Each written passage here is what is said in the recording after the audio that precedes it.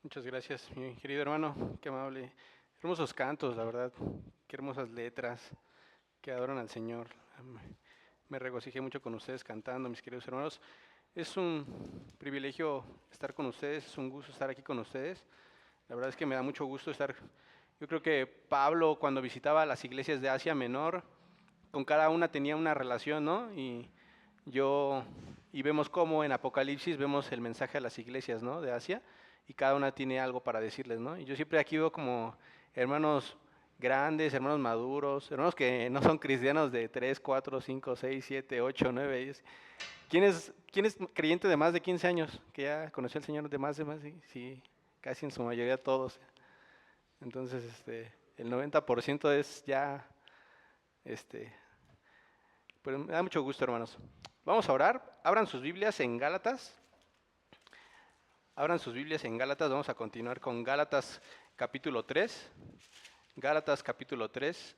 Vamos a estar estudiando los versículos, si el Señor nos lo permite, versículos 15 al 18, mis queridos hermanos. Gálatas 3, versículos 15 al 18. Y si me acompañas, antes que nada, vamos a orar.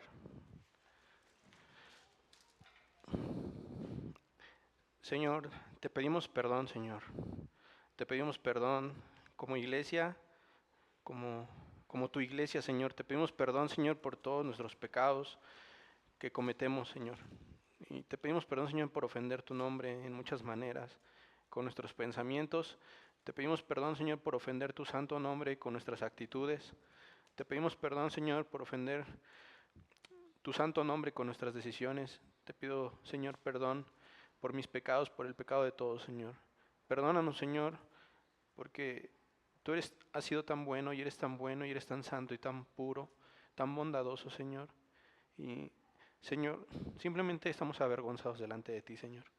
No tenemos nada más que decir, Señor. Y danos un corazón agradecido, Señor.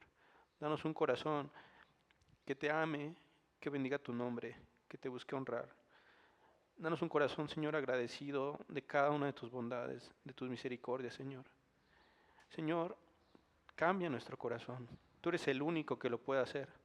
Nadie más puede cambiar nuestros corazones. Te ruego, Señor, y te pido que tu palabra, Señor, sea escuchada. Te pido que apagues, Señor, y calles cualquier pensamiento, cualquier idea humana, cualquier idea de hombre, Señor. Te pido que tu palabra sea entendida, Señor, que sea comprendida. Y, Señor, te pido que esa palabra viva actúe en nosotros. Te pido que esa palabra viva en nuestro corazón de carne quiera obedecer, quiera seguir, quiera amar, Señor. Te pido por la mente y los corazones de mis hermanos, Señor. Te pido que sea un momento edificante, Señor, que pueda trabajar las áreas más pecaminosas de nuestro ser. Te pido que sea un momento que cambie los rincones más pecaminosos de nuestro corazón, Señor. Te pido que tu palabra, como el agua, inunde nuestros corazones y llene todo, todo, todo, Señor, hasta encontrar el pecado más escondido. Que tu palabra sea un agua, Señor, que encuentre los pecados más ocultos, Señor, que están en nuestra mente. Que profundice, Señor, y limpie, Señor, con toda la suciedad que hay en nosotros, Señor.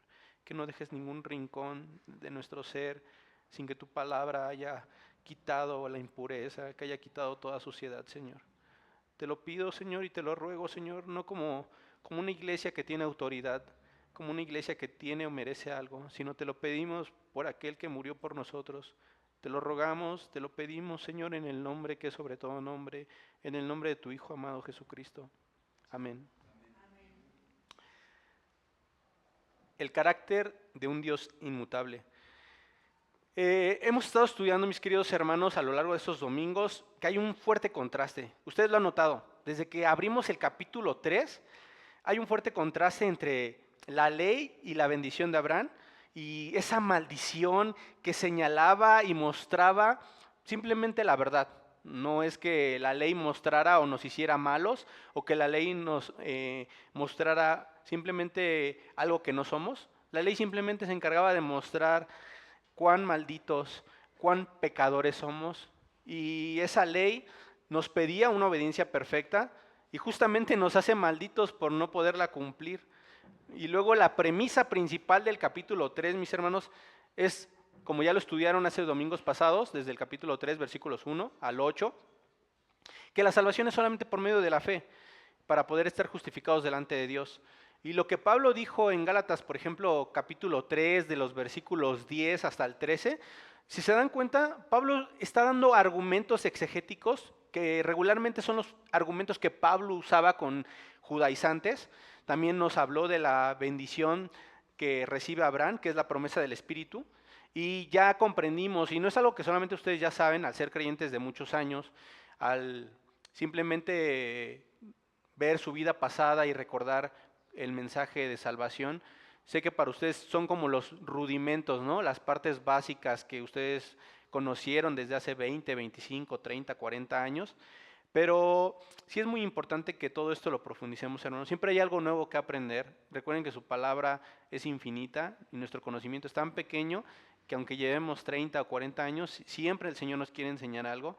Y vimos cómo las promesas a Abraham, la herencia a Abraham, tampoco van a ser por medio de la ley, ni por medio de una línea sanguínea, sino nuevamente Pablo enfatizaba la fe, la fe, la fe.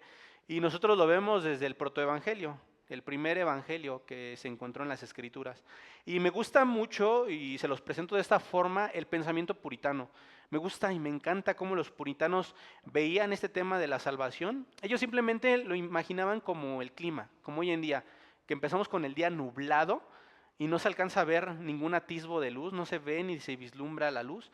Y los puritanos decían que así fue el plan redentor, el plan de salvación del Señor para con nosotros, que desde Génesis 3:15 estaba como que todo nublado. ¿Quién era el Mesías? Iba a venir un Mesías. Adán ni siquiera sabía, cuando todavía no pecaban, estando en el huerto del Edén. Y entonces pecan y empieza a estar esa parte de qué va a suceder con el resto de la humanidad. Y para los puritanos era como que ahí se arrojó el primer rayo de luz. El primer rayo de luz que llega y empieza a iluminar, y es Génesis 3:15. Génesis 3:15 es el protoevangelio, el primer rayo de esperanza, el primer rayo de luz que ilumina, y a partir de ahí los puritanos dicen, pasamos de nublado a soleado. Estaba en Génesis 3:15 nublado, se vio el primer rayo de luz, y ese primer rayo de esperanza es, Eva y Adán pecaron, están malditos, van a morir. ¿Cuál era la esperanza de vida que entonces tenían? Estaba en esa promesa de una semilla que se le prometió a Eva, y que recuerden, Abraham, Isaac, Jacob, Noé, todos ellos no tenían la Torá, el Pentateuco. Quien lo escribió fue Moisés. ¿Cómo es que se enteraron y cómo es que se preservó la promesa del protoevangelio? ¿Cómo es que se preservó el protoevangelio si todavía no estaba escrita la palabra? Génesis, Levítico, Deuteronomio, Éxodo. ¿Cómo se preservó? Por medio de la tradición oral. Entonces Eva y Adán, a sus hijos y a sus descendientes de generación en generación, a Noé, Abraham, Isaac, Jacob, hasta la llegada de Moisés, no era mediante la palabra de Dios escrita, estipulada por el Pentateuco, porque todavía no era escrita por Moisés. Entonces era mediante la tradición oral. Entonces ellos solamente se repetían, me dijo mi abuelita Eva que iba a haber una semilla, y esa semilla es nuestra esperanza, que va a aplastar la cabeza de la serpiente y va a erradicar con el pecado. Y entonces murió Eva, murió el nieto, murió el bisnieto, y los hijos de los hijos seguían repitiendo. Nos dijeron que hay una esperanza porque fíjense que así sucedió, nuestros antepasados violaron la ley de Dios y todos estamos condenados, y esto es lo que se nos dijo. Y se nos sigue prometiendo una semilla. Y ese era el mensaje. Solamente los judíos se salvaban por medio de ese mensaje, cuando ni siquiera en una nación llamada Israel. No es que Dios cambió de plan, y es que yo tengo el plan de salvación A, y como no funcionó muchas gracias, hermano. Como no funcionó ese plan de salvación A, tengo que improvisar. Híjole, ya pecaron. Israel ya pecó, ya se fueron con el becerro de oro, ya están de idólatras, ya se fueron a fornicar, los hombres toman mujeres de otras naciones, cometen idolatría, los tengo que exterminar, tengo que improvisar un nuevo plan. No, realmente para el Señor siempre hubo un único plan de salvación, y no fue improvisando sobre el camino. Desde antes de la fundación del mundo, el Señor ya tenía predeterminado cómo iba a salvar a la humanidad. El Señor no improvisó, no hubo plan B, plan C, plan D, plan Z, siempre fue un único plan, y el hombre lo empezó a repetir y a confesar con su boca. Entonces, de esa forma, por medio de la tradición oral, se fue compartiendo el protoevangelio. ¿Cómo se evangelizaban los judíos cuando todavía no existía la escritura como el Pentateuco? Predicándose lo que Dios le dijo a Eva: te voy a mandar una semilla y esta semilla va a erradicar con el pecado y va a traer un Mesías que va a aplastar a la serpiente. El pecado que ustedes, todo lo que ustedes sucedió con la tierra, la maldición de la tierra, la maldición con ustedes va a ser restaurada. Ya se equivocaron, la regaron, va a venir alguien que va a remediar todas las cosas que no hizo tu esposo Adán, el primer Adán. Entonces, ellos se predicaban de esa forma. Como dijo Lutero, y cito lo siguiente: procurar justificarse por la ley es como contar plata de un bolso vacío, comer de un plato sin comida, beber de una taza vacía, procurar fuerza y riqueza en donde todo lo que hay es solamente debilidad y pobreza. ¿Por qué les estoy diciendo todo esto antes de comenzar la prédica? Porque quiero que entiendan cuál era el pensamiento judío antes de que viniera la ley. Antes de que viniera la ley, no existía una ley, no existían mandamientos donde alguien sintiera la obligación de cumplir. Tengo que hacer esto, tengo que hacer esto, tengo que hacer esto, tengo que hacer esto.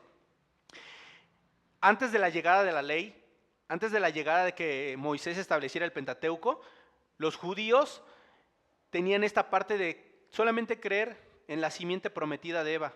Ese era el pensamiento, pero cuando viene la ley, nosotros en cuanto Dios nos da algo lo pervertimos, lo hacemos corrupto. Y entonces viene el hombre y empieza a utilizar la ley como una forma de ganarse. Ya no es por la simiente que se les predicó de generación en generación. Entonces ahora empieza a haber este pensamiento de quererse justificar por la ley. Y hay un cambio de pensamiento, en los judíos, y a partir de ahí, en cuanto se les da la ley, quieren vivir por y para la ley.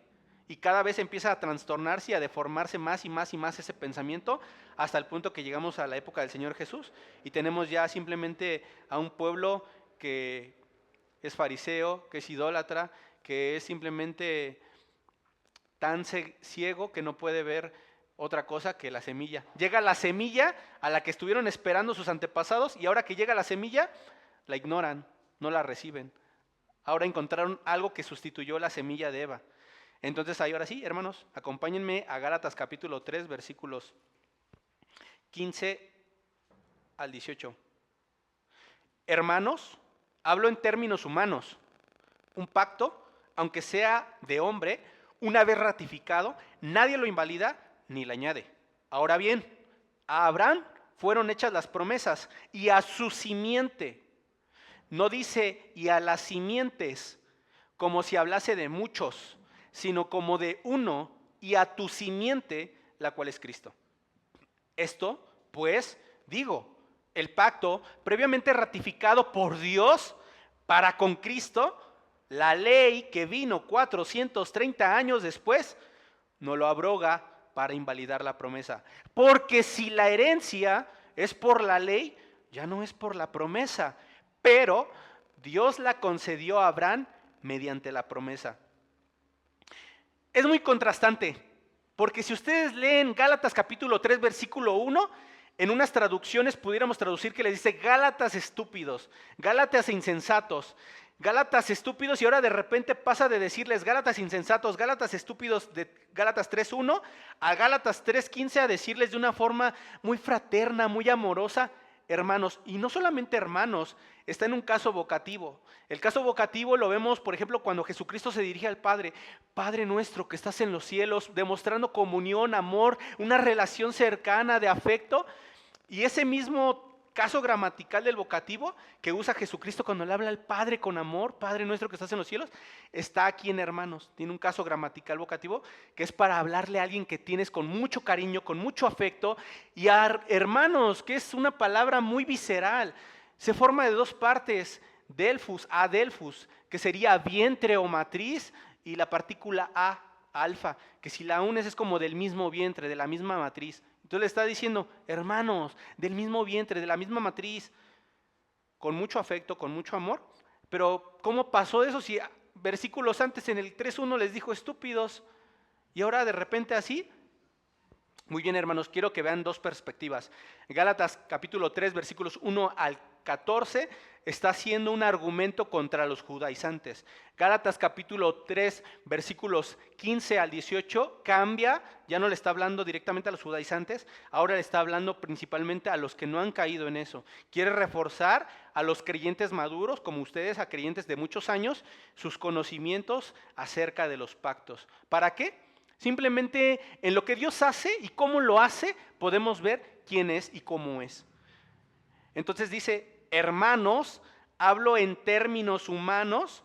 Lo que a continuación va a hacer, va a introducir una ilustración, una pintura, para que puedan ver claramente a través de la vida cotidiana, como la sociedad humana, por eso dice en términos humanos, la sociedad humana, la vida diaria, lo que él quiere enfatizar en esos términos.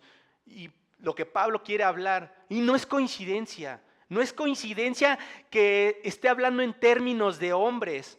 Por eso introduce o va a introducir una analogía legal, hermanos. Una analogía legal que fuera fácil de entender para cualquier persona que leyera Gálatas 3, 15 al 18, conocida para cualquier Gálata. ¿Cuál es esa analogía legal? Sigan leyendo, volteen a ver el versículo 15. Hermanos, hablo en términos humanos, un pacto, aunque sea de hombre, es decir, este pacto, aunque sea de hombre, Pablo va a demostrar a continuación, por medio de una figura retórica, que es ir de menos a más, o si alguno es músico, lo que es en crescendo, va a usar una técnica muy filosa en su argumentación para engrandecer el pacto abrámico. Es necesario que hable en términos humanos, en términos jurídicos legales, para hacer algo de menos a más. Y quiero que veamos muy bien esto, porque la idea es mostrar fuerte y sólido el pacto abrámico. ¿Cómo? A través de fortalecer un sistema pobre y débil. Cuando dice, hablo en términos humanos, nos está resaltando que aunque sea de hombre, es decir, toma un ejemplo de la vida del hombre, con todo y sus faltas, con todo y sus fracasos. Ustedes saben, ¿cómo es el sistema legal en México? Nos reímos, ¿no? No hace falta que yo le explique. Bueno, hablo en términos humanos. Un pacto, aunque sea de hombre, podríamos traducirlo en el actual mexicanismo, ¿no? Como, hablo en términos mexicanos, chilangos. Aunque sea la ley de México, pobre, corrupta, como ustedes, los adjetivos que quieran atribuirles, ¿por qué toma esa imagen pobre y débil? Porque el imperio romano era corrupto, hermanos. Pues por eso crucificaron al Señor Jesucristo. Con todas de la ley corrupta, lo crucificaron, aunque Dios lo determinó así. Quiero que entiendan que lo que Pablo está haciendo es tomar un sistema débil, pobre, y decir, pues aunque sea así, es inviolable. ¿Por qué? Porque la lógica que Pablo aplica es engrandecer el pacto que no es de hombre. Habla en términos humanos de hombre, débil, pobre, deficiente, para que entonces se haga el contraste. Si esto, que es así de miserable, es así de grande, ¿qué va a pasar cuando te ponga al lado un pacto que no es de hombre? Es como, no inventes. Es simplemente porque nuestra mente finita no podría imaginarse cómo son las virtudes y las perfecciones de Dios en un pacto. Tiene que hacer grande un pacto defectuoso para que cuando ponga el mero bueno, digan, caray, pues si este está así, ¿cómo estará el mero bueno? Esa es la lógica de Pablo, y eso es lo que quiero que veamos. Donde está poniendo Pablo la bala, mis queridos hermanos, la está poniendo en el pacto que no es de hombre. El versículo 15 no dice nada de Dios ni del pacto de Dios. Todo está en términos humanos, pero quiero que no miremos. Vamos a leer el versículo 15, vamos a explicar el versículo 15, pero quiero que ustedes ahora ya con esto que acabo de explicar estén mirando más allá. Vamos a estar hablando de este pacto, pero miren más allá, porque hay un paralelismo, y es que mientras habla de las fortalezas del pacto débil y humano, está indirectamente maximizando los atributos del pacto divino. Podríamos pasar por alto este detalle, y creo que ya lo hemos pasado. No pensamos en esto. ¿Por qué hablo en términos humanos? ¿Por qué habla del pacto humano? No nos imaginamos que hay algo más grandioso, más glorioso y majestuoso, porque somos finitos, porque simplemente tenemos una mente corrupta que a veces no logra ver o captar las ideas, el flujo de pensamiento del Espíritu Santo que plasmó en su escritura. Y podríamos pasar por alto ese detalle y pensar que solamente es un ejemplo de un pacto humano, pero la idea del Espíritu Santo es solamente utilizar ese ejemplo para que comprendamos la grandeza del pacto divino. Y adicionalmente quiero que sepas que Pablo usó expresiones muy particulares. La forma en la que Pablo escribió Gálatas capítulo 3 fue usando un léxico legal. Usó expresiones jurídicas, legales, para expresar o explicar los pactos. Ahora, si me sigues con la vista, por favor. Hermanos, hablo en términos humanos, un pacto, aunque sea, hasta todo está en forma despectiva, aunque sea de hombre, una vez ratificado. ¿Qué significa que un pacto sea ratificado? ¿Qué es ratificado? Bueno, esto, hermanos, simplemente expresa la idea de haber hecho valer o concretado judicialmente el pacto. La idea es haber hecho válido, es firmado y sellado, algo confirmado legalmente. Esa es la idea de ratificado. Que ya incluso una vez que ha sido ratificado, ni el juez lo puede mover. Por eso dice, una vez ratificado, nadie lo invalida. Y esto es un principio legal grecorromano básico, tanto en la parte de las leyes griegas como de la parte grecorromana.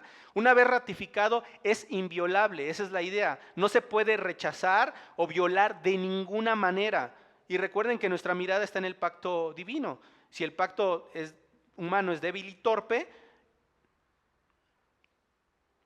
y tiene esa fuerza en su naturaleza, nos revela cuánto más el pacto que Dios hace. Si nadie lo invalida, imagínense el divino. Y luego dice, nadie lo invalida ni le añade. En el griego podríamos traducirlo cuando dice ni añade, como modificar o añadir cláusulas. Y no solamente añadir cláusulas, alterar el pacto, nadie lo puede hacer. Es una negación absoluta. La idea con la que Pablo está concluyendo es resaltar que el pacto humano, aun siendo débil y más simple, no se puede de forma adicional poner nuevas estipulaciones o modificar las ya existentes. Esa es la idea. Hacerlo según el derecho romano era considerado un crimen, era un fraude. Y Pablo está usando con toda la fuerza que puede este argumento para contrarrestar a los judíos que quieren todavía argumentar con la ley, que quieren usar la ley para modificar el camino de la fe. El pacto de la ley, mucho menos viene a ser un complemento que se necesite. O es que la ley es la parte faltante al pacto abrámico. No es así. Por eso dice, versículo 16, velo ahí. Ahora bien, es decir, con esa base jurídica establecida, Pablo está llevando al lector al Pentateuco. Ahora, Pablo aplica la ilustración al pacto real de Abraham, basado en lo que dijo en el verso 15 que acabamos de ver. Tenemos ya, con eso que acabamos de ver, básico, tenemos una base sólida para entender en qué términos hizo un pacto con Abraham Dios. Pablo ahora nos lleva de la mano al primer libro de la Biblia y ya sabemos en qué términos se le hace la promesa. Es que es algo imposible de eliminar y es algo imposible de modificar. ¿Y cuál es el punto central de Pablo? ¿A dónde nos quiere llevar? Observen que el mismo apóstol Pablo, mis queridos hermanos, nos lo va a explicar. Lo que vamos a ver a continuación es súper interesante porque ustedes han visto cómo hermanos vienen aquí de la gracia y ven cómo hacen su exégesis, ven cómo muestran su hermenéutica y han visto diferente tipo de oradores en este púlpito y a lo largo de su historia y por internet. Bueno, es muy interesante lo que vamos a ver a continuación porque vamos a ver por primera vez, no sé si lo habían visto de esta forma, a un apóstol haciendo exégesis. Van a ver por primera vez cómo es que un apóstol interpreta las escrituras. ¿Cómo es la hermenéutica de un apóstol de Cristo? Versículo 16, velo ahí. Tal vez así como que ya le ponemos más interés, ¿no? Versículo 16. A Abraham fueron hechas las promesas. Pablo está primero que nada hablando de la escritura. A Abraham fueron hechas las promesas. Y quiero que vean algo. ¿Qué es lo que caracterizaba el pacto que Dios hizo con Abraham? Y les pregunto, ¿qué de interesante tiene el pacto de Dios con Abraham? Y todavía más de eso, ustedes tienen el Pentateuco entero y tienen cómo Dios abrió el mar, tienen los milagros, las plagas, y pueden enumerarme cuantos quieran de milagros que Dios ha hecho majestuosos, en los cuales el Señor se lleva la gloria, pero noten que las promesas se llevan los reflectores. Y es que, ¿cómo no van a destacar las promesas si las promesas de Dios son lo que más llama nuestra atención? Dios hizo muchos milagros, como por ejemplo abrir el agua, pero ¿qué de relevante tiene hoy en día que abrió el agua? A diferencia de un pacto que tiene que ver con nuestra salvación.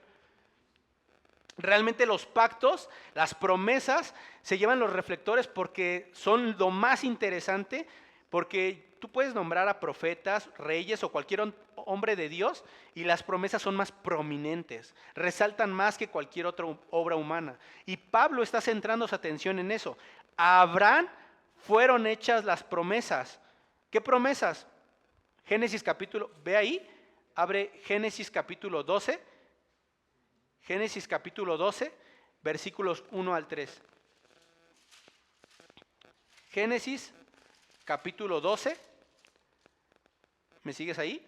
Génesis capítulo 12, versículos 1 al 3. Pero Jehová había dicho al hombre, vete a tu tierra y de tu parentela y de la casa de tu padre y a la tierra que te mostraré, y haré de ti una nación grande y te bendeciré y engrandeceré tu nombre y serás bendición. Bendeciré a los que te maldijeren y a los que te maldijeren maldeciré y serán benditas en ti todas las familias de la tierra. Nota cómo hay una familia que va a ser bendecida en el creyente Abraham. Luego vete a Génesis capítulo 15, lo acabamos de leer con el hermano. Ese no lo vamos a leer porque ya lo leyó el hermano, pero si recuerdan la lectura que hizo el hermano de Génesis 15, versículos 1 al 5, son promesas nuevamente. Luego vayan al capítulo 17, ahí mismo en Génesis, abran sus Biblias porque vamos a tocar varios versículos. Génesis capítulo 17, versículos 4 al 8. He aquí, mi pacto es contigo y serás padre de muchedumbre de gentes y no se llamará más tu nombre Abraham, sino que será tu nombre Abraham, porque te he puesto por padre de muchedumbre de gentes y te multiplicaré en gran manera y haré naciones de ti, reyes saldrán de ti y estableceré mi pacto entre ti y tu descendencia, no dice descendencias, habla en singular, después de ti en sus generaciones por pacto perpetuo. Noten cómo es un pacto perpetuo, eterno, para ser tu Dios y el de tu descendencia después de ti. Está prometiendo ser su Dios y el de su descendencia. Y eso no es cualquier cosa, porque Dios no va a tomar incrédulos para ser su Dios. Para que sea Él su Dios, Él no es Dios de incrédulos, Él es el juez. Entonces, indirectamente les está diciendo, les está prometiendo salvación perpetua y eterna, porque dice un pacto perpetuo a tu descendencia. Siempre, para toda la eternidad voy a ser tu Dios. Entonces, noten nuevamente, ahora, Génesis capítulo 18, versículo 18. Habiendo de ser Abraham una nación grande y fuerte y habiendo de ser benditas en él todas las naciones de la tierra. Luego, Génesis capítulo 22. Génesis capítulo 22, versículos 17 al 18. De cierto te bendeciré y multiplicaré tu descendencia como las estrellas del cielo y como la arena del mar que está en la orilla del mar, y tu descendencia poseerá las puertas de sus enemigos. En tu simiente, no dice simientes nuevamente, noten eso, y lo estoy leyendo porque Pablo no lo leyó. Pablo en Gálatas capítulo 3, verso 16, nada más está diciendo y citando la escritura, pero tenemos que ir para saber de qué Pablo está hablando. Entonces, nuevamente, velo ahí, versículo 18 de Gálatas 22, Gálatas 22, versículo 18. En tu simiente serán benditas todas las naciones de la tierra, por cuanto obedeciste mi voz. Y Abraham no lo veía tal vez a cierto alcance, porque como les digo, pasamos de nublado a soleado. Para Abraham, esas bendiciones, esas promesas eran como, ¿cómo será? No sé, pero me lo prometió. Entonces eran pequeños rayos de luz, pero nosotros, los creyentes del nuevo pacto, no hay ni una nube que esté poniendo el clima con sombra o nublado. Nosotros ya con la revelación completa del canon del Nuevo Testamento tenemos el panorama totalmente iluminado y podemos ver de qué hablaba Dios en esto. Podemos ver de qué es lo que le estaba prometiendo. La bendición iba más allá. Abraham, en términos de hombre, pensaba en vacas, ovejas, tierras, ganado, maíz, cosecha, y decía, wow, qué bendición. Él no tenía la menor idea de que todavía eso iba más allá. ¿En qué iban a ser benditas todas las naciones de la tierra? ¿En vacas, ovejas? En que esa simiente iba a morir por todas esas naciones, por todas esas muchedumbres de gentes, para que entonces esas gentes pertenecieran a la familia de Dios. En ti van a ser benditas en tu simiente van a ser benditas. ¿Cómo es que somos bendecidos? ¿Cómo fueron bendecidos los judíos del Antiguo Testamento y los del Nuevo Testamento? De la misma forma, en la simiente. Somos benditos. Éramos malditos por el pecado, somos benditos por la simiente. Y iba más allá de ovejas. Iba más allá. Iba a una oveja, una sola oveja, que iba a dar la vida por el perdón de nuestros pecados.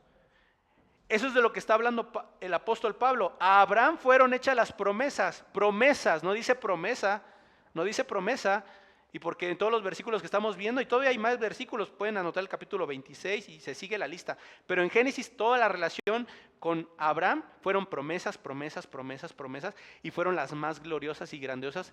En Génesis fueron las promesas más gloriosas que iban a iluminar por completo hasta Apocalipsis. Por eso les digo, ¿qué es lo que caracteriza el pacto hecho con Abraham? Las promesas. Las promesas son las que se llevan los reflectores. Eso se confirmó incluso después de la muerte de Abraham. No le bastó Dios con decírselo todas estas citas que acabamos de leer a Abraham, sino como Abraham se iba a morir y a su gente se le iba a olvidar, pero a Dios no se le iba a olvidar. A Dios no se le iba a ver. El cumplimiento de esas promesas era un cumplimiento escatológico, futuro. Pero recuerden que Pablo dijo, un pacto en términos humanos de hombre no se invalida. No se iba a poder anular o cancelar con la muerte de Abraham. No se iba a poder cancelar. Abraham murió y Dios le iba a recordar a Isaac en Génesis capítulo 26. Y si moría Isaac, Dios se lo iba a recordar a Jacob, Génesis capítulo 28, versículos 13. Y si se moría Jacob e Isaac, Dios se lo iba a recordar a tus hijos, de sus hijos, de sus hijos, y hoy nos lo recuerda a nosotros, porque a Dios no se le olvida. Y es muy interesante, mis hermanos, todo eso. Es muy interesante todo eso. La verdad es que es muy triste. Me duele mucho porque cuando tu esposa peca contra ti, imagínate, piensa en esto, hablo en términos humanos. Me gusta dar este ejemplo. Piensa en tu esposa o piensa en tu esposo. Imagínate que ella te prometió, cuando llegues te voy a hacer tus chilaquiles. Pero la regaste, hermano, pecaste con ella, la hiciste enojar. Y se te olvidó que te iba a hacer los chilaquiles un jueves por la tarde. Cuando llegas, a ella no se le olvidó que la hiciste enojar. Y es como, no, ya no se los voy a hacer. Y entonces la promesa que te hizo de los chilaquiles, a ti se te olvidó. Y en nuestra pecaminosidad a ella también se le olvidó. Ya no te lo quiere hacer por tu pecado. Quiero que pienses, ¿qué sucedió? Dios le hizo la promesa a Abraham y durante la muerte de Abraham, ¿cuánto pecaron los israelitas? Y de Isaac a Jacob, ¿cuántas abominaciones descaradas escupieron delante de la cara de un Dios santo? Y a Dios no se le olvidó todas las bondades. Si Dios fuera como nosotros, hermanos, como tu esposa o como tu esposo, hubiera dicho, ya se murió a quien se lo prometí, ya se murió Abraham, ya se murió Isaac, ya se murió Jacob, y estos están idolatrando un becerro de oro, estos están fornicando, estos están mintiendo, no se lo merecen. Yo se lo prometí a Abraham porque me caía bien, y era un siervo conforme a mi corazón, pero estos, no, así que se queden en el olvido. Pero Dios no es como nosotros, hermanos. Si alguien se moría, Dios lo iba a seguir recordando. Por eso les digo, los puritanos decían, Génesis 3:15, el protoevangelio, ahí está el primer rayo de luz. Y después Dios empieza a iluminar y a iluminar. Y entre más somos pecadores, les tengo que iluminar porque están ciegos, porque su conocimiento está entenebrecido, porque sus ojos están vendados y no ven la luz del evangelio para que no les resplandezca la palabra de Dios. Éramos ciegos, en tinieblas, hermanos. Necesitábamos esos rayos de luz de la Escritura. A través del pacto que Dios hizo con Abraham, Dios mismo mantendría esa promesa. Gálatas capítulo 3. Ahora vayan a Gálatas nuevamente, hermanos, perdón. Vayan a Gálatas, estamos en Gálatas. ¿Qué dice Gálatas capítulo 3? Justamente es lo que estamos estudiando, mis queridos hermanos. Noten cómo la Escritura lo había previsto. Gálatas capítulo 3, versículo 8.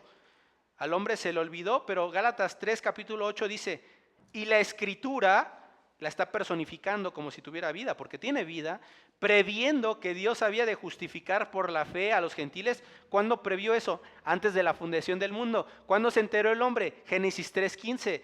La Escritura, previendo que Dios había de justificar por la fe a los gentiles, dio de antemano la buena nueva a Abraham diciendo, en ti serán benditas todas las naciones de la tierra. La Escritura lo sabía, nunca hubo un plan B o un plan C.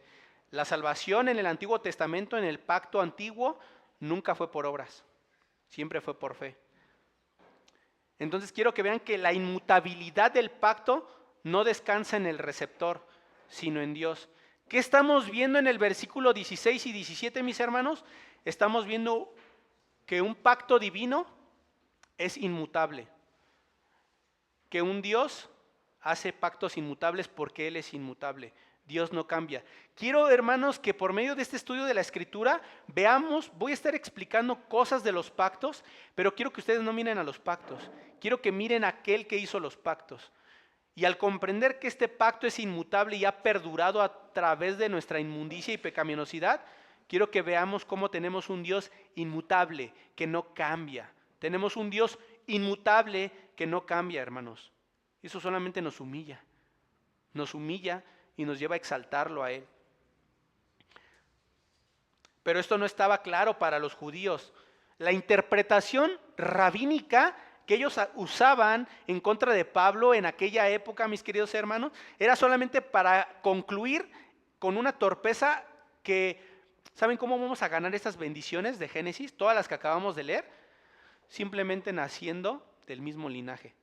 Nada más me basta con ser judío de sangre y el Señor me prometió a mi descendencia y a mí todo esto. Porque ellos pensaban en términos sanguíneos y su interpretación sanguínea, a diferencia de la hermenéutica paulina, la interpretación y hermenéutica rabínica es por medio de la sangre. Y es lo que ellos veían simplemente, el linaje físico, quien obtendría todas esas bendiciones y promesas. Mientras que el corazón de los judíos era pensar que ellos eran la descendencia, los herederos de las promesas. Dios tenía en mente a los gentiles, que no tenían un vínculo sanguíneo con Israel, mucho menos con Abraham, pero Dios había establecido las cláusulas y nadie iba a cambiar el ejercicio de su soberanía. Esta promesa tiene a alguien más, no solamente era Dios con Abraham. Véanlo ahí, esta promesa tiene a alguien más. Verso 16. Verso 16. ¿Me siguen ahí, hermanos?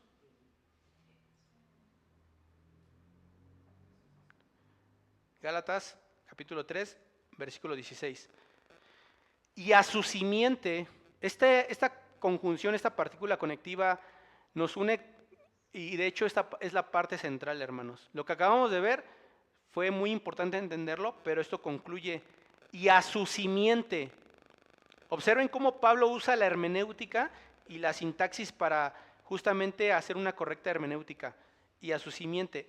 Lo que a continuación va a ver lo que les había prometido. ¿Quieren ver a un apóstol haciendo exégesis? ¿Quieren ver a un apóstol haciendo hermenéutica?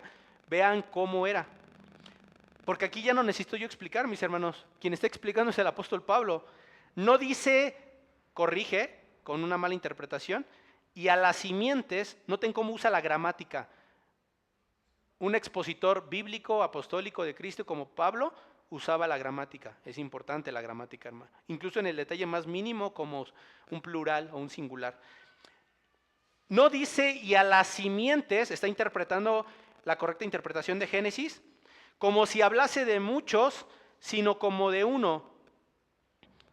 Pablo le está dando muchísima importancia al plural y al singular de un sustantivo, mis queridos hermanos, porque para Pablo es de suma importancia entender qué significaban todos esos textos que leímos en Génesis, la palabra simiente. Para él, el pensamiento erróneo rabínico recae justamente en entender nada más un plural o un singular, la palabra simiente. Leemos que Abraham creyó y le fue contado por justicia, ¿no es así? ¿Pero en qué creyó Abraham? En las promesas de muchas ovejas, muchas vacas, muchas tierras, muchos hijos. Como vimos, hay algo más allá de todo eso que veía Abraham. Y eso es la tradición oral, mis queridos hermanos. Para Abraham también tenía que usar un uso de exégesis y hermenéutica. Cuando Dios le da su palabra y le dice simiente, Abraham no pensó como, sí, mi hijo. Abraham tenía que poner sus ojos. Creyó Abraham y le fue contado por justicia, mis queridos hermanos. No solamente está creyendo en todas esas promesas y bendiciones, sino que Abraham está poniendo su esperanza en lo que se le había dicho de la tradición oral, porque no estaba escrito Génesis. Aún no se escribía la palabra. ¿Cómo podía creer en la palabra si no había sido escrita? Mediante la tradición oral. lo que le dijo los abuelos de los abuelos de los abuelos hasta llegar a Eva. Génesis 3:15.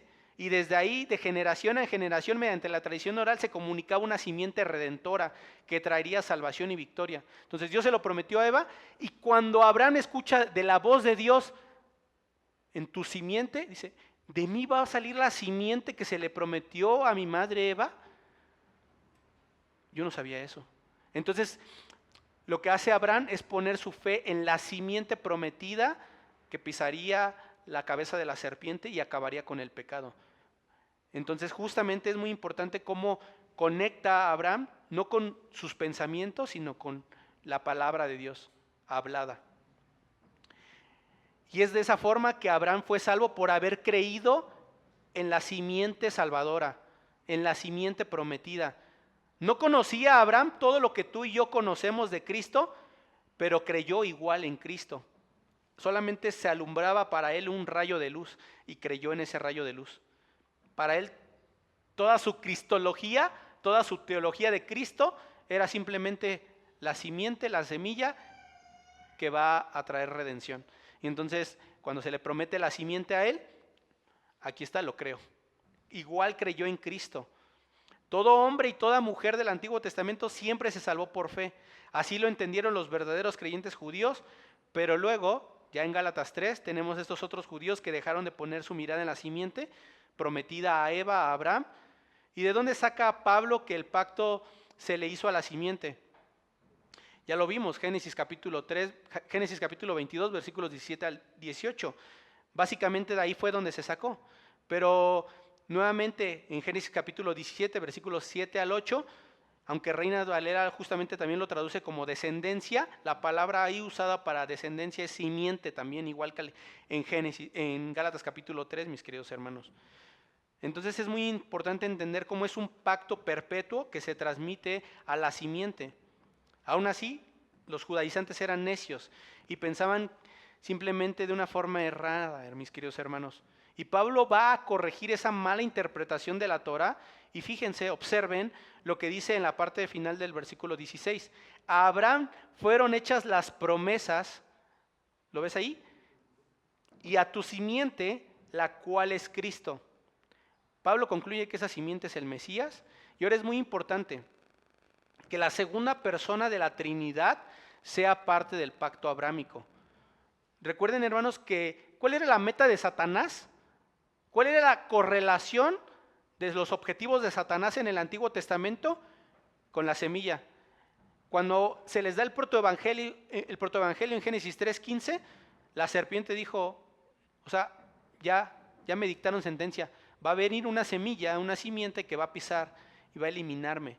Entonces, ¿cuál era la meta número 1 de Satanás antes de que viniera esa semilla?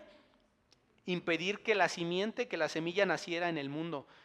Pues sabía que el Hijo de Dios la iba a herir en el calcañar, en la cabeza. Y es importante porque Pablo saca a la luz y expone a Cristo y a tu simiente, la cual es Cristo. Y más adelante vamos a ver qué implicaciones tiene esta declaración de Pablo. Mientras sigamos leyendo. Verso 17.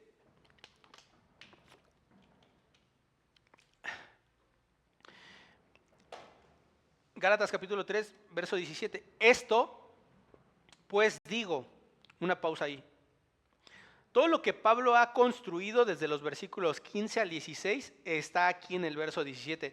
Es decir, para llegar al clímax del punto, por eso dice, pues digo a todos, o esto es lo que digo aquí, o esta es la conclusión de mi argumento. Esto pues digo, o esto pues llego. El pacto previamente ratificado por Dios, aquí ya tiene sentido para qué hablo en términos humanos en el 15, y aquí tiene mucho sentido porque la otra parte del pacto es la segunda persona de la Trinidad.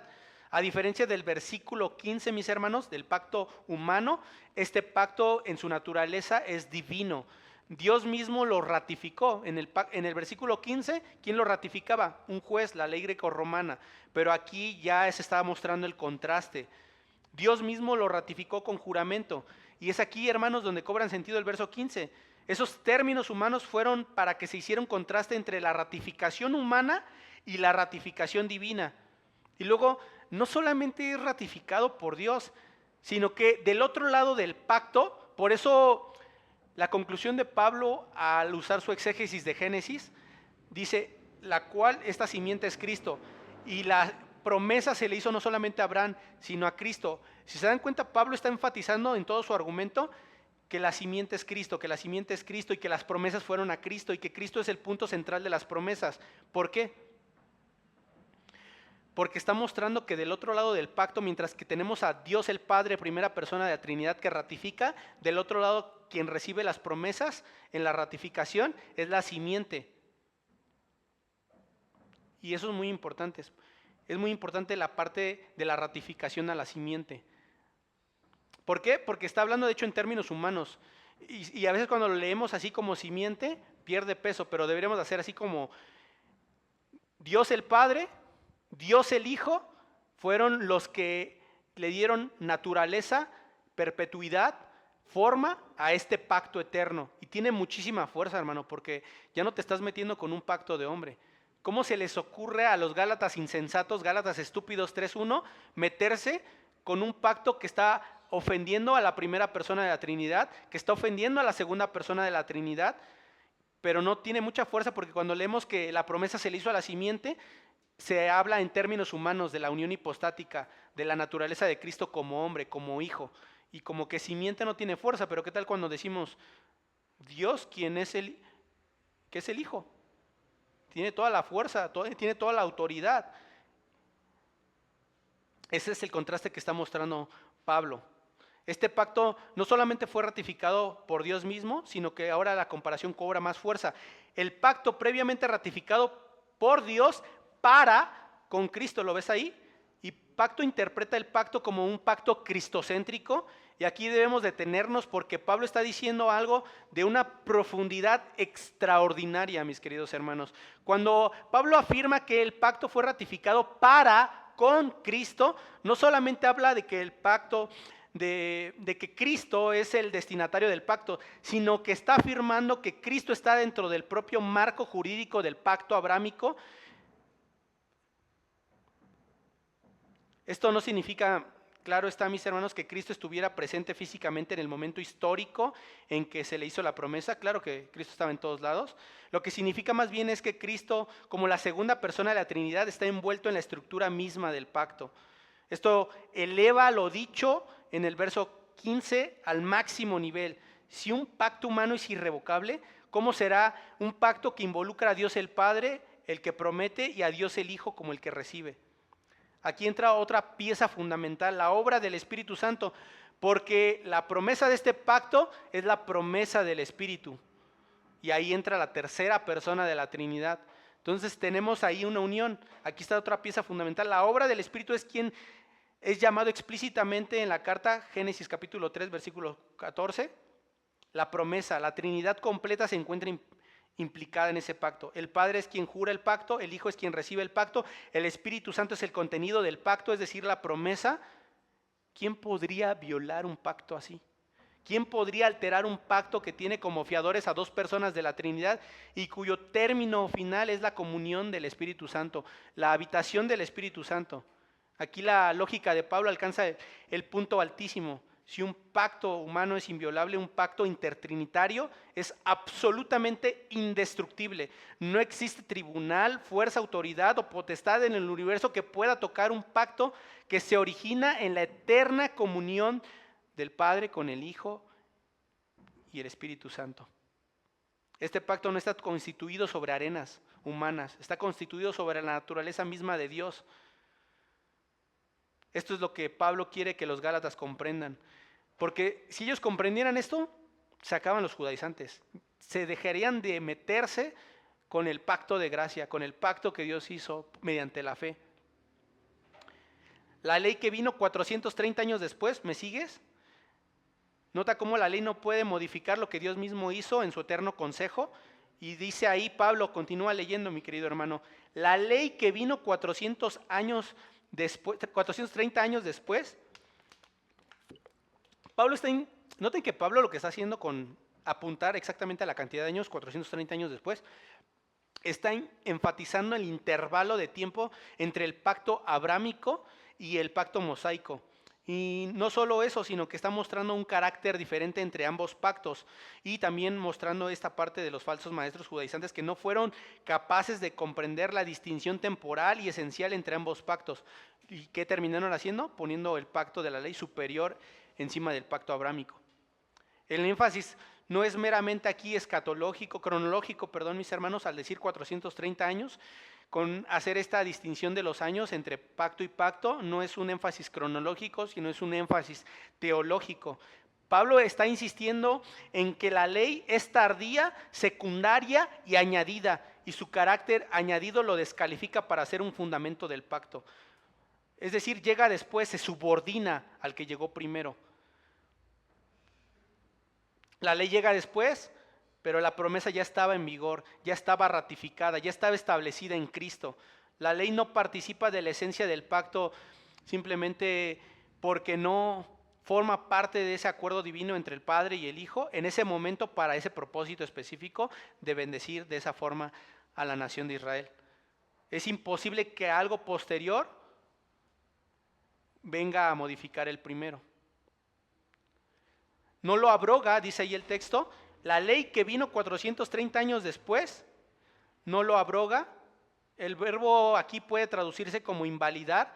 Y Pablo no solamente dice que la ley no lo puede abrogar, dice que su naturaleza misma impide que lo haga. La ley no tiene la categoría jurídica para tocarlo. Es como un escriba intentando modificar un decreto que un solo rey puede afirmar. ¿Qué de autoridad hay que haga una persona cualquiera y quiera modificar lo que un rey dice? ¿Tú quién eres? No eres nadie. No hay autoridad, no hay potestad, no hay competencia legal. Y luego dice, no lo abroga para invalidar la promesa.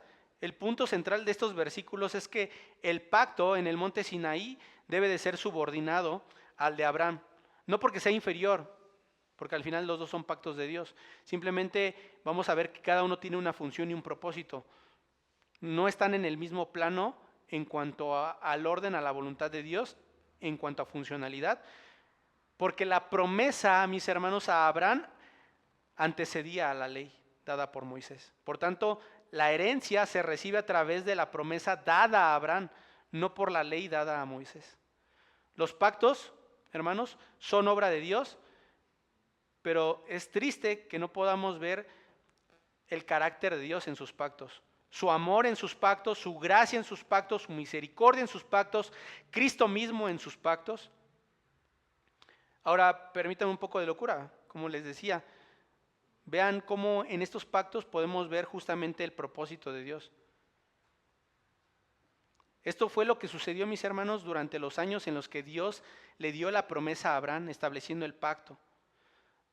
Durante todos esos años, nuevamente enfatizo, ¿cuántas veces Israel hizo algo para romper el pacto? ¿Qué cosas ocurrieron entre pacto y pacto? Dios pudo haber nuevamente hecho invalidado, olvidado el pacto que prometió a Abraham.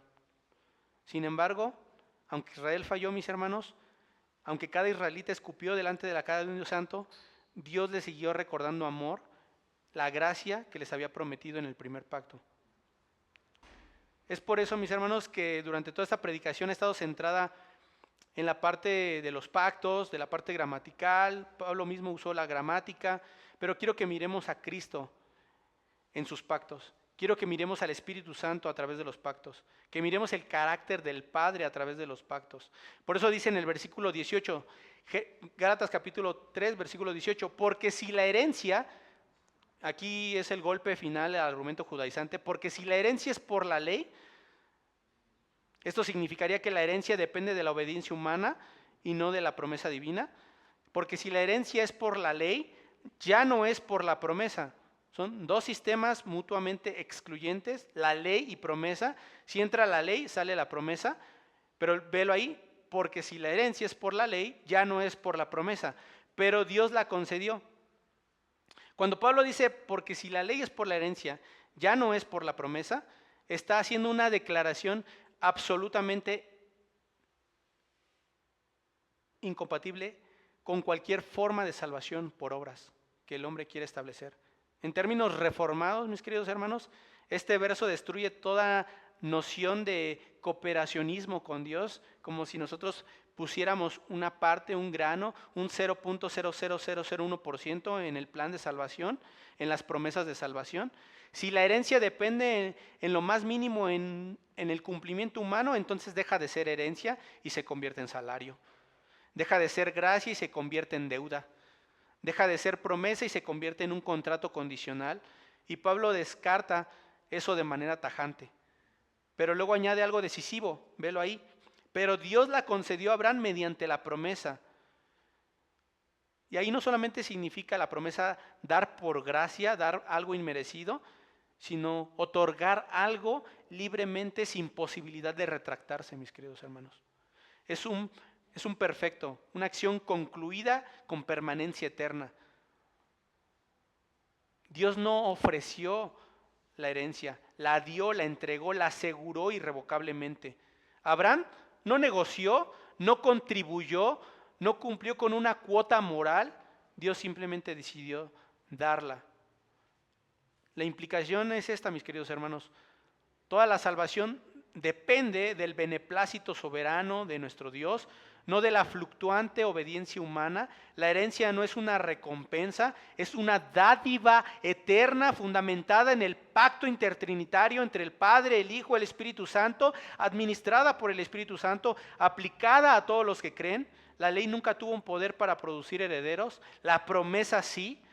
Y luego dice a Abraham, el texto dice ahí, pero Dios la concedió a Abraham mediante la promesa.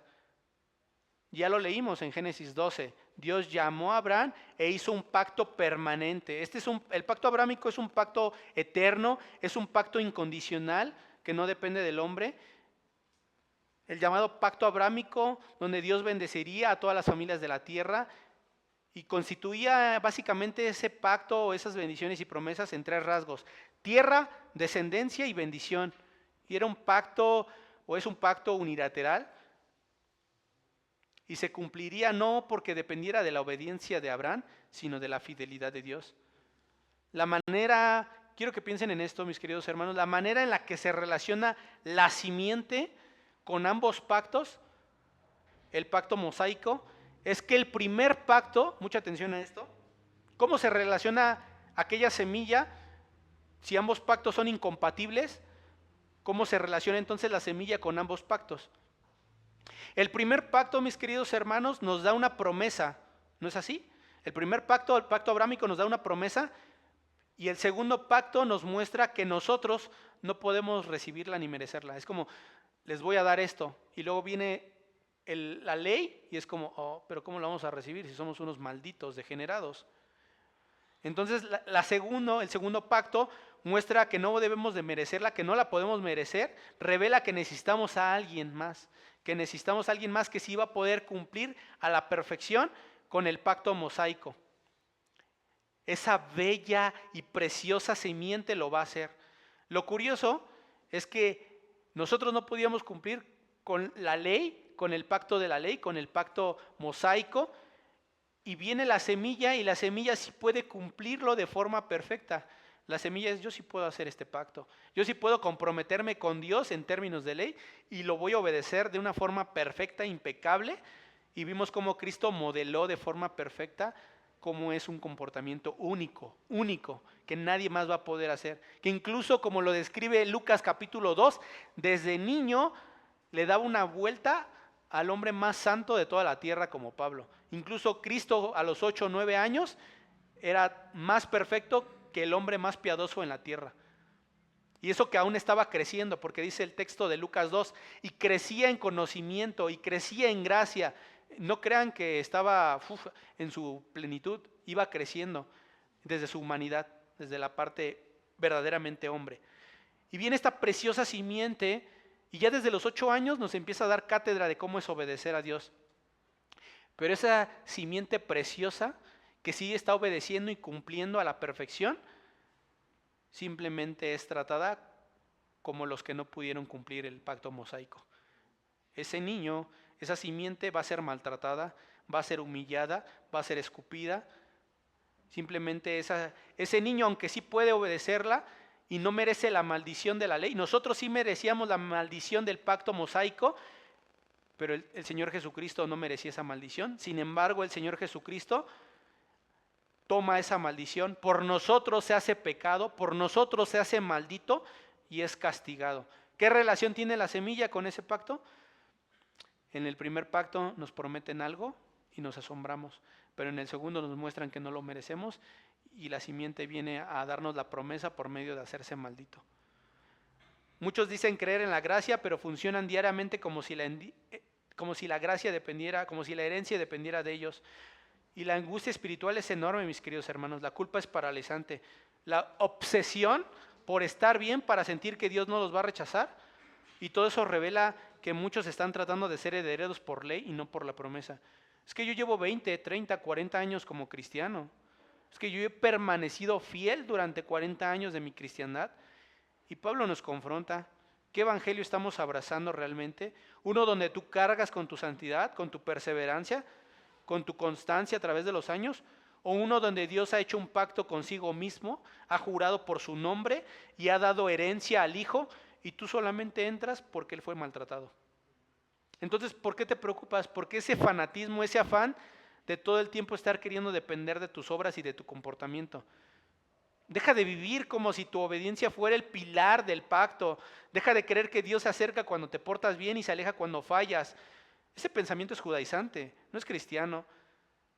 Si el pacto es intertrinitario, entonces no descansa en tus fluctuaciones, descansa en Cristo. Y si descansa en Cristo, descansa, vive, lucha, persevera, sí, pero descansa en la certeza de que Dios no te ama por tu obediencia, te ama por la simiente preciosa y bella, no por nuestra asquerosidad, sino por la obediencia de aquel que se hizo maldición.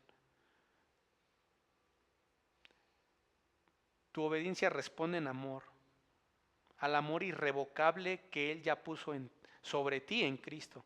Ese es el Evangelio, ese es el descanso, esa es la herencia, que no nos afanamos, no nos preocupamos. No digo que no obedezcamos los mandamientos del Señor, simplemente que a veces llega una jactancia en nosotros, llega una soberbia.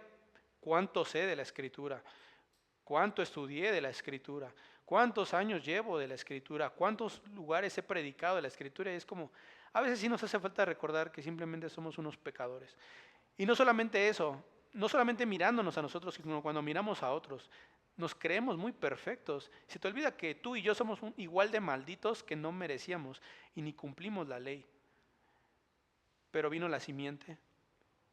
Y lo más triste, mis queridos hermanos, justamente es esto, que teniendo ya la simiente, queremos por nuestras obras hacer algo. Siempre necesitamos esa buena humillación, hermanos, de que somos unos malditos desgraciados, que Dios es un Dios santo y que simplemente tenemos que poner nuestra mirada todo el tiempo en Cristo. Todo el tiempo es mirar a Cristo, mirar a Cristo, mirar a Cristo, mirar a Cristo. Una vez yo llevaba 10 minutos sin pecar y de repente desperté. Era un sueño, mis hermanos, era un sueño. Dije, no manches, ya llevo 10 minutos sin pecar. Y desperté y dije, oh no, la realidad es que ni siquiera eso puedo hacer, mis hermanos. Así de pecadores somos. Pero qué bueno que Cristo murió por nosotros. ¿Oramos?